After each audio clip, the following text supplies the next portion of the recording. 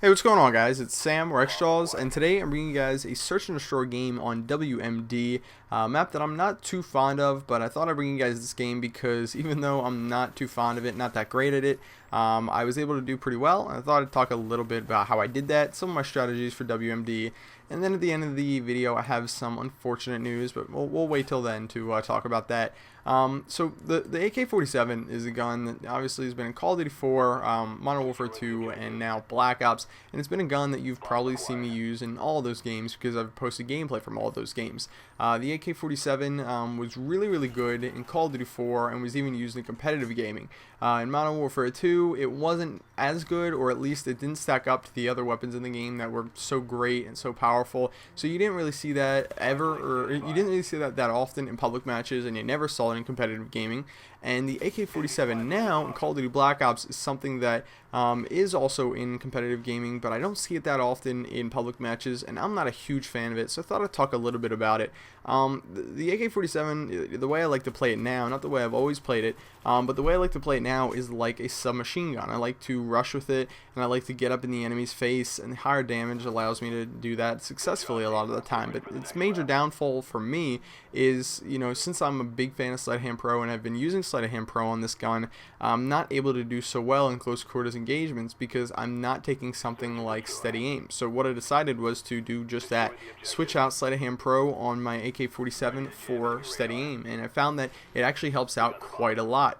For the AK-47, I like the iron sights, so I go with extended mags, and I'm able to do a lot better in close quarters engagements with that extended mags attachment because I can spray a little bit more, and rapid fire isn't an option on the assault rifles in the game, and because of steady aim I can use those bullets and get them on target a little bit more often, a little bit more accurate with the hip fire on the gun. So it's definitely a good choice and something I'd recommend to you guys if you're a fan of the AK-47, or even if you're not a fan of the AK-47, you might become a fan after trying out a steady aim on it. So that's kind of my 2 cents on the AK-47.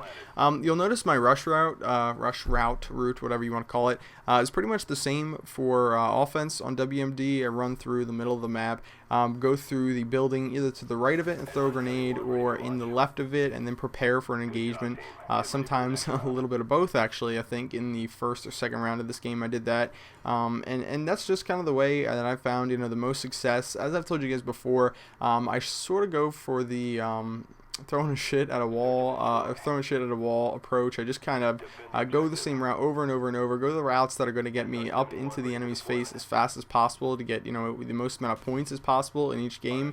And sometimes it works out really well, sometimes it doesn't. This game it happened to work out really well. So this way that I play necessarily isn't, or I kind of worded that wrong, isn't necessarily the most efficient way to get a good score, get a good kill death ratio every game, but this is the way I like to play when I'm ranking up fast, when I'm trying to get through all the prestiges and finish that whole process a little bit quicker than most other players. So just thought I'd give you guys that little warning. This isn't necessarily the smartest way to play, and I understand that.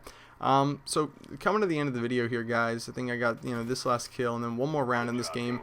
The unfortunate news I gotta tell you is that I've decided to no longer do the top 5 plays series on my channel, and this is something that a lot of people have sort of commended me for. A lot of people have told me that they like my top 5 plays more than any other top 5 plays, and the reason being is because I have really high standards for my top 5 plays, and I think that the clips that I choose really do display true skill, and not just well, no, I'm sorry, not necessarily true skill, but either skill or absolutely ridiculous luck. And I know that seems like two opposite ends of the spectrum, but really those are the kind of clips that absolutely blow people away, and it seems like I'm not getting any submissions for those kind of clips anymore. And while I could make a subpar top 5 play series with clips that aren't that great and still get views and money and stuff like that, I don't want to do that because I don't want to put you guys through a top 5 plays that isn't amazing. So until further notice, I have postponed it. If I do get some amazing clips sent in to me, I will decide to bring back the top 5 plays, but until then I will not be posting top 5 plays, so I apologize for that. But like I said, I don't want to bring you guys subpar content. See you guys later. Bye.